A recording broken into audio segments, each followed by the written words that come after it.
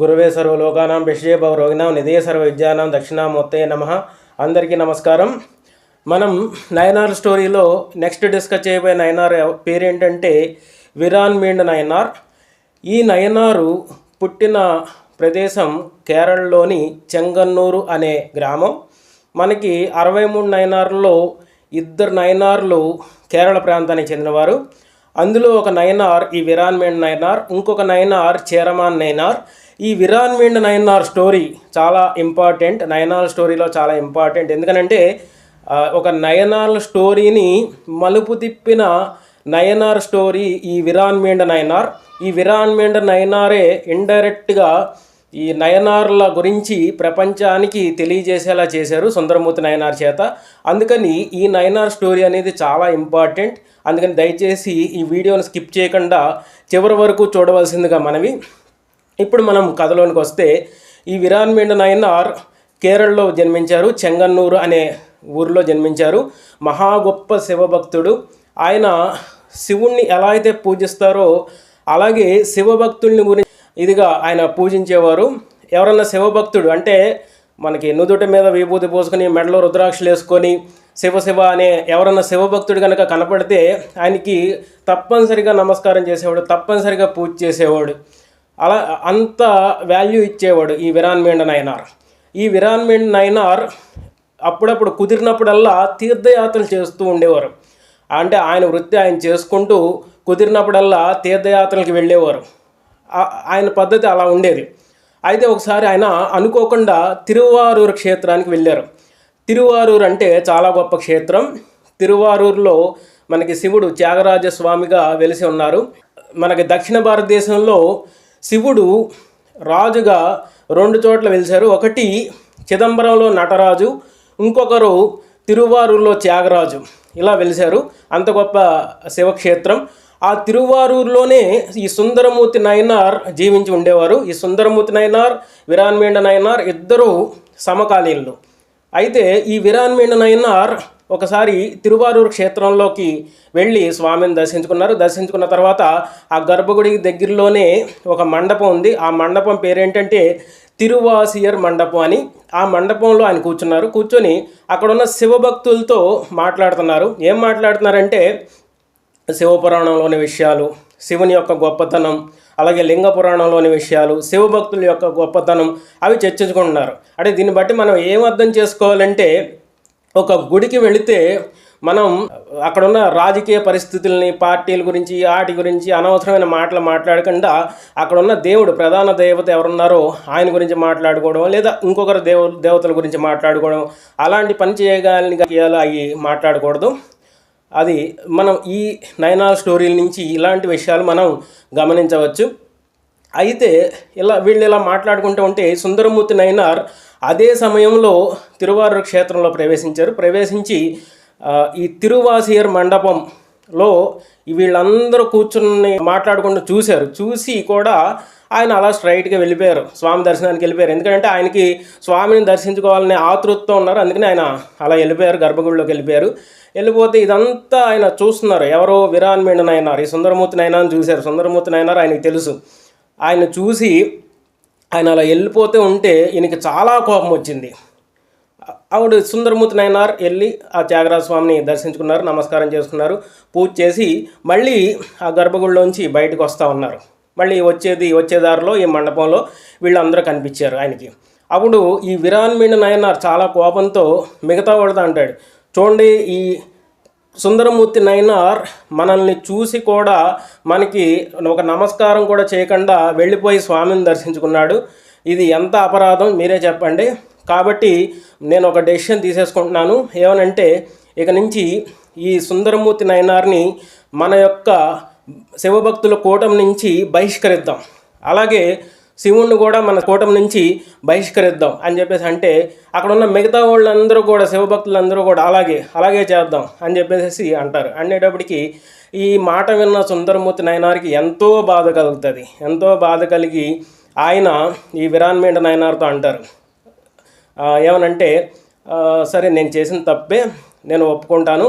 మరి దానికి పరిష్కారంగా నేను ఈ శివభక్తులందరినీ కీర్తిస్తూ ఒక కీర్తన పాడతాను, దానికి సమ్మతమేనా అంటే అప్పుడు ఆ విరాన్మెంట్ నయనార్ కానీ మిగతా అందరు నయనార్ కానీ సమ్మతమే అని చెప్తారు. చెప్తే అప్పుడు ఆయన సుందరమూర్తి నయనార్ మళ్ళీ గర్భగుడిలోనికి వెళ్ళి త్యాగరాజస్వామి దగ్గరికి వెళ్ళి, స్వామి నేను శివభక్తుల గురించి ఒక కీర్తన చేయదలుచుకున్నాను, దానికి మీరు సమ్మతించండి అంటే అప్పుడు శివలింగం నుంచి శివుడు త్యాగరాజస్వామి అలాగే నాయన పాడు అని చెప్పేసి ఆనందిస్తాడు. ఇచ్చినప్పుడు ఈ సుందరమూర్తి నయనార్కి ఒక ప్రాబ్లం ఉంది. ఏంటంటే ఆయన కీర్తనలు బాగానే పాడతాడు కానీ స్టార్టింగ్ ట్రబుల్. అప్పుడు స్వామి ఎలా స్టార్ట్ చేయమంటారు అంటే అప్పుడు స్వామియే ఇలా స్టార్ట్ చేయమని చెప్తారు. ఏంటంటే తెల్లయవాల్ అందనద్దం అడియార్కుం అడియే అని స్టార్ట్ చేయను ఆయన అంటే అప్పుడు సుందరమూర్తి నయనార్ అది అలా స్టార్ట్ చేస్తాడు. తిల్లయవాళ్ అందనద్దం అడియార్కుం అడియే తిరునీల కంటత్తు కుయవనార్కు అడియే இல்லையே என்னாத இயற்பகைக்கும் அடியேன் ఇలయాంతన్ కుడిమారన్ అడియార్కుం అడియే అలా కీర్తిస్తూ ఉంటాడు. అందరు శివభక్తులు నయనార్లందరినీ కీర్తిస్తాడు. అది మొత్తం కీర్తించిన తర్వాత అప్పుడు విరాన్మెంట్ నయనార్ యొక్క కోపం శాంతిస్తుంది. ఇక్కడ చూడండి, సుందరమూర్తి నయనార్ ఎంతో గొప్ప శివభక్తుడు, ఎంతో గొప్ప నాయనారు. శివుడికి ఒక ఫ్రెండ్ లాంటివాడు. అంటే సుందరమూర్తి నయనార్ శివుణ్ణి ఏమడిగితే అది ఆయన చేసి పెట్టేసేవారు, అంత గొప్ప నయనార్. అయినా ఆయన అహంభావానికి పోకుండా మన విరాన్మెంట్ నయనార్ ఏమన్నా అన్నా ఆయన మీద కోపగించకుండా అహంభావం లేకుండా ఆయన చేసిన తప్పుని ఒప్పుకున్నారు. ఇప్పుడు ఈ నయనార్ స్టోరీ నుంచి మనం తెలుసుకోవాల్సింది అదే. గొప్పవారు ఎప్పుడూ కూడా వాళ్ళకి అహంభావం ఉండదు. వాళ్ళు గొప్పవాళ్ళు అని చెప్పేసి అనుకోరు. వేరే వాళ్ళు గొప్పతనాన్ని పొగుడుతారు కానీ మేము గొప్పవాళ్ళం అని చెప్పేసి అనరు. ఇదే సందర్భంలో నేను మీకు ఒక సంఘటన చెప్తాను. అంటే ఒకసారి ఏమైందంటే ఈ తిరుజ్ఞాన సంబంధార్ అలాగే తిరునావుక్రసు వీళ్ళిద్దరూ కూడా నయనార్లు ఒకే సమయానికి చెందినవారు, కాంటెంపరీ అన్నమాట. అయితే ఒకసారి తిరుజ్ఞాన సంబంధారికి తిరునావుక్రసు గురించి తెలిసి ఆయన తిరుజ్ఞాన సంబంధారు ఎప్పుడూ కూడా పల్లకీలో వెళ్ళేవారు. ఒక ఊరి నుంచి ఒక ఊరికి వెళ్ళాలంటే పల్లకీలో వెళ్ళేవారు. ఆ పల్లకిని శిష్యులు మోస్తూ ఉండేవారు. అలాగ ఆయన ఒకసారి తీర్థయాత్రలు చేస్తూ ఈ తిరునావుక్రసు ఉండే గ్రామానికి విచ్చేసి అక్కడ పల్లకి ఆపి అక్కడ ఉండే ఒక మనిషిని పిలిచి, ఆ ఊళ్ళో ఉండే ఒక మనిషిని పిలిచి, బాబు ఇక్కడ తిరునావుక్రసు అని ఒక గొప్ప శివభక్తుడు ఉండాలంట, ఆయన ఇల్లు ఎక్కడో చెప్పగలవా అంటే అప్పుడు ఆయన పల్లకి నుంచి ఒక మాట వినపడుతుంది, స్వామి తిరునావుక్రసు నేనే అని చెప్పేసి వినపడగానే ఈ తిరుజ్ఞాన సంబంధానికి అర్థం కాదు. ఏంటి ఒక మాట వినపడుతుంది, నా పల్లకి కింద నుంచి వినపడుతుంది, ఎవరు మీరు అని చెప్పేసి అంటే అప్పుడు ఆయన అంటారు పల్లకి కింద నుంచి, నేను తిరునావుక్రసు, మీ పల్లకి పోసేవాళ్ళు నేను అక్కడిని అంటే అప్పుడు వెంటనే తిరుజ్ఞాన సంబంధారు శివశివ మీరు వెంటనే రండి, బయటికి రండి, మీరు ఎందుకు పల్లకి మోస్తున్నారు అని చెప్పేసి ఆయన రమ్మనగానే తిరుజ్ఞాన సంబంధారు పల్లకి నుంచి కింద నుంచి వచ్చేసిన తర్వాత తిరుజ్ఞాన సంబంధార్ పల్లకి నుంచి కిందకి దిగి ఆయనకి తిరునావుక్రసుకి నమస్కారం చేస్తారు.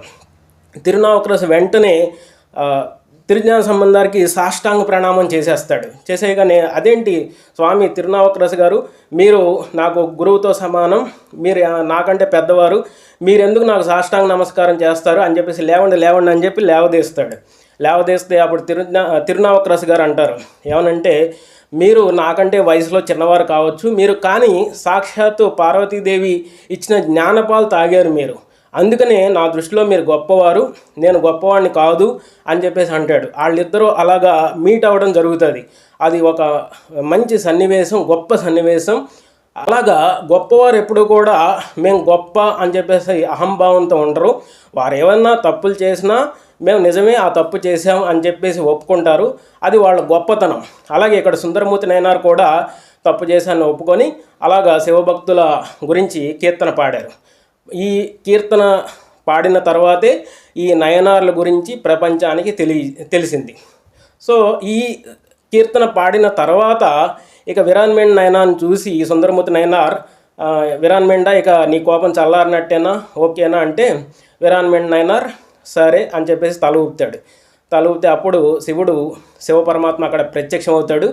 ప్రత్యక్షం అయితే అందరూ ఆయనకి నమస్కారం చేస్తారు. నమస్కారం చేస్తే విరాన్మేణ్ నయనార్ కానీ సుందరమూర్తి నయనార్ కానీ అక్కడున్న శివభక్తులందరూ ఆయనకి నమస్కారం చేస్తారు. నమస్కారం చేస్తే అప్పుడు శివుడు అంటాడు విరాన్మేణ్ నయనార్తో, నాయన నువ్వు సుందరమూర్తి నయనార్ తప్పు చేశారని చెప్పేసి ఆయన్ని బహిష్కరించావు, బాగానే ఉంది, కానీ నన్నెందుకు బహిష్కరించావు అంటే అప్పుడు విరాన్మేణ్ నయనార్, స్వామి నన్ను క్షమించండి, నాకు మీ మీద కోపమేం లేదు, కానీ ఏంటంటే మేము మా మండపం నుంచి సుందరమూర్తి నయనార్ మమ్మల్ని చూసి వెళ్ళిపోతూ కూడా పట్టించుకోకుండా నమస్కారం చేసుకోకుండా మీ దగ్గరికి వచ్చేసినప్పుడు మీరు వారించాలి కదా, ఒకసారి వాళ్ళకి నమస్కారం చేసి నా దగ్గర రా అని చెప్పేసి మీరు వారించాలి కదా, వారించలేదు కదా, అందుకనే నాకు కోపం వచ్చింది, అన్యదా భావించకండి, అంతేగాని మీ మీద నాకు కోపం లేదు, నన్ను క్షమించండి అంటే వెంటనే శివుడు ప్రసన్నయ్యి, ఆయన ఎంతో దయామయుడు, ఆయన ఏం చేశారంటే, నాయన నువ్వు అన్న విషయం బాగుంది, సరే అయితే నీకు ఒక వరం ఇస్తున్నాను,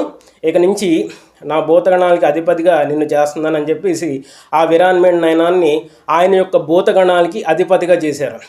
ఈ కథ వినగానే మీకు అనుమానం వస్తుంది ఏంటంటే, మనం గుడికి వెళ్తాం బాగానే ఉంది, అక్కడ ఏదో జరుగుతుంది, అక్కడ ఎవరో భక్తులు సమావేశం అవుతారు బాగానే ఉంది, మనం వాళ్ళని పట్టించుకోకుండా వెళ్ళిపోయి దేవుని దర్శనం చేసుకోకూడదా, అందులో తప్పేంటి అంటారు. అంటే ఇక్కడ మనం ఒక 2 విషయాలు తెలుసుకోవాలి. ఒకటి ఏంటంటే, శివుడు ఎలాగో శివభక్తులు అంతే గొప్పవారు అని చెప్పేసి వారిని పూజించేవారు అప్పటి కాలంలో, అది ఒక కారణం. ఇంకొకటి ఏంటంటే, మనం దేవాలయంలో ప్రధాన దేవతని దర్శించుకునేటప్పుడు కొన్ని పద్ధతులు ఉంటాయి. ఏంటంటే ఫస్ట్ అక్కడ ఉన్న పరివార దేవతలను దర్శించుకోవాలి. అంటే అది ఫర్ ఎగ్జాంపుల్ రాముల వారి క్షేత్రం అనుకోండి, చుట్టూ పరివార దేవతలు శివుడు, పార్వతీ అమ్మవారు, వినాయకుడు అలా ఉన్నారనుకోండి, ఫస్ట్ పరివార దేవతలను దర్శించుకున్న తర్వాత అప్పుడు వెళ్ళి ప్రధాన దేవతను దర్శించుకోవాలి, అది నియమం. అలా అంటే ఫర్ ఎగ్జాంపుల్ కాళహస్తి ఉంది, అక్కడేమో చుట్టూ నయనార్లు ఉంటారు, ఆ నయనార్లకి కనీసం దండం కూడా పెట్టకుండా వెంటనే వెళ్ళి కాళహస్తీశ్వరుని దర్శించుకోకూడదు. అలాగే మనం చూస్తూ ఉంటాం చిన్న తిరుపతిలో చుట్టూ ఆళ్వార్లు ఉంటారు, ఫస్ట్ ఆళ్వారికి నమస్కారం చేసి ఆ తర్వాత వెళ్ళి వెంకటేశ్వర స్వామిని దర్శించుకోవాలి, అప్పుడే ఆయన ప్రధాన దేవత ప్రీతి చెందుతాడు. ఇటువంటి విషయాలు మనం నయనార్ స్టోరీ నుంచి మనం పసిగట్టచ్చు. వచ్చే ఎపిసోడ్లో ఇంకొక నయనార్ గురించి చర్చించుకుందాం. అంతవరకు సెలవు, స్వస్తి.